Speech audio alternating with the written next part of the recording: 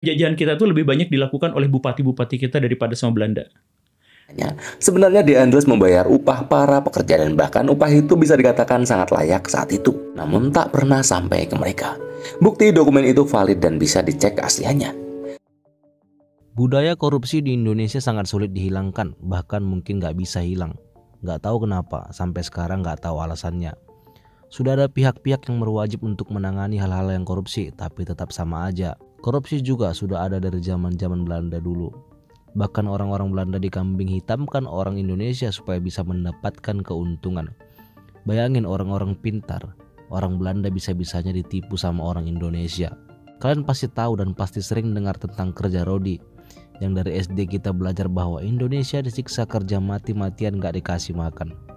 Bekerja secara paksa dalam proyek-proyek infrastruktur yang dimulai oleh pemerintahan kolonial, seperti jalan, bendungan, rel kereta api, dan proyek-proyek besar lainnya. Katanya gak digaji sama sekali, padahal digaji. Gajinya sudah dikasih sama bupati-bupati di saat itu, tapi bupatinya yang gak nyampaikan ke orang Indonesia itu. Kejam gak? Jadi secara tidak langsung Indonesia tidak dijajah Belanda, tapi dijajah temannya sendiri.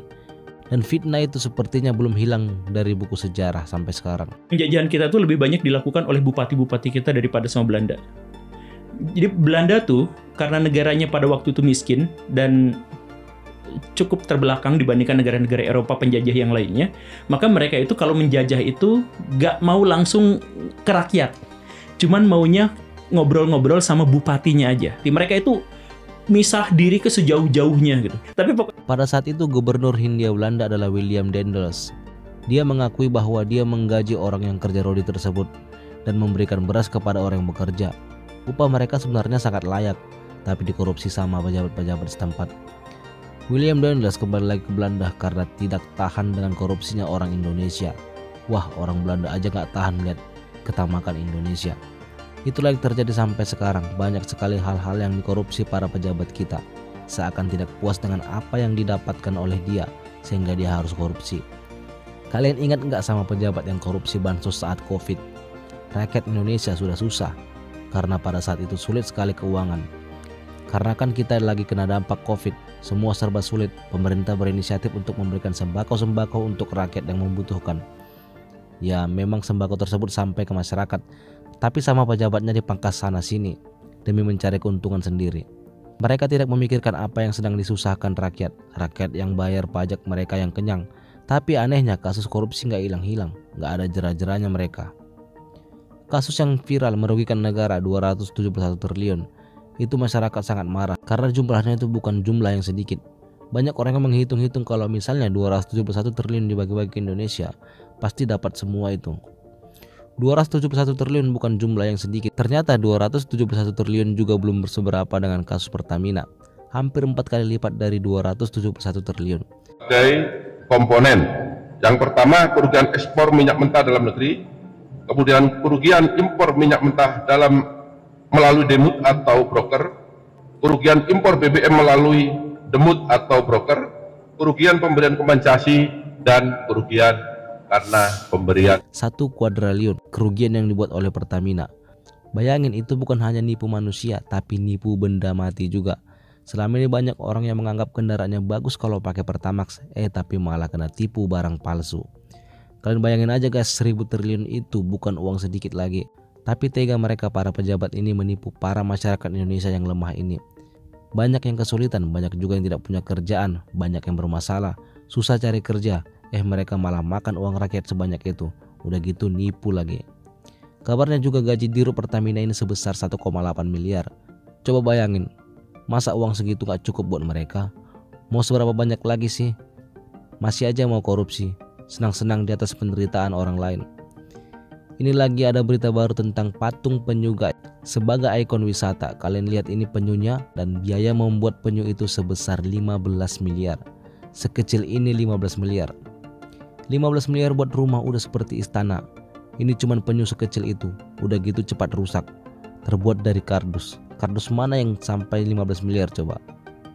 Banyak sekali yang bermain di sini. Kehidupan mereka sudah dikuasai uang. Apa-apa harus uang banyak. Kalaupun itu pakai semen, 1 juta juga nggak sampai itu biayanya. Hanya beli semen aja ya, belum upah tukang dan lain-lain. Paling sekitar 15 juta lah untuk itu aja, itu pun sudah besar. Setelah video ini viral, langsung ada klarifikasi bahwa 15 miliar itu bukan hanya buat patung penyu aja, tapi ada biaya-biaya lainnya.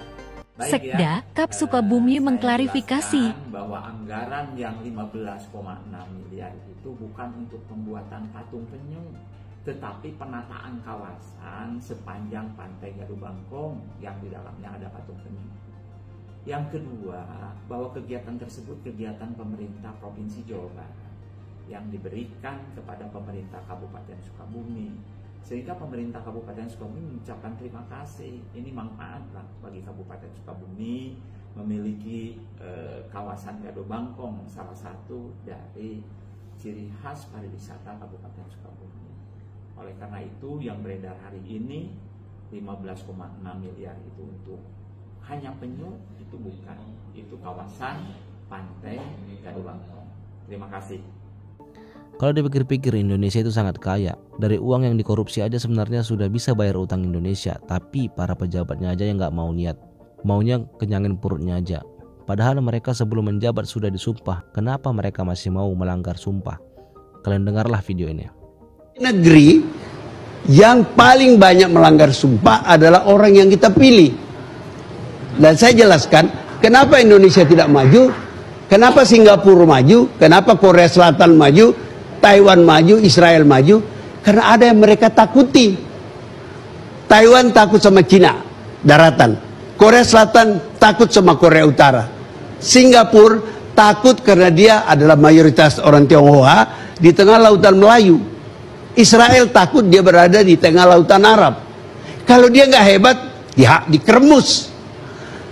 Indonesia, Tuhan pun tidak ditakuti. Ya. Mungkin ya hukuman para koruptor ini ringan-ringan sekali.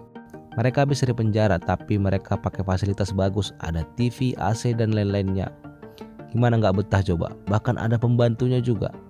Maka dari itu seharusnya harus ada hukuman perampasan aset, harus dimiskinkan, jangan dikasih jabatan lagi, harusnya dikucilkan, dipersulit untuk membeli sesuatu, dibuat sengsara aja.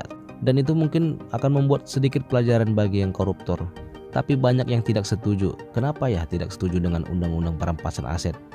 Apakah yang tidak setuju itu juga suka dengan budaya korupsi? Atau ada teman mereka yang korupsi dan mereka berusaha melindungi temannya? Otomatis kalau dibelain pasti dada ngalir juga ke dia. Tapi sekarang sudah mulai terungkap siapa-siapa aja yang bermain-main. Pelan-pelan sudah banyak yang sudah mulai terungkap siapa-siapa aja yang korupsi. Tapi yakinlah masih banyak itu orang yang korupsi, cuman belum ketahuan aja. Mungkin ada yang tahu tapi nggak mau speak up karena dia belum kuat. Karena orang korupsi kan komplotan.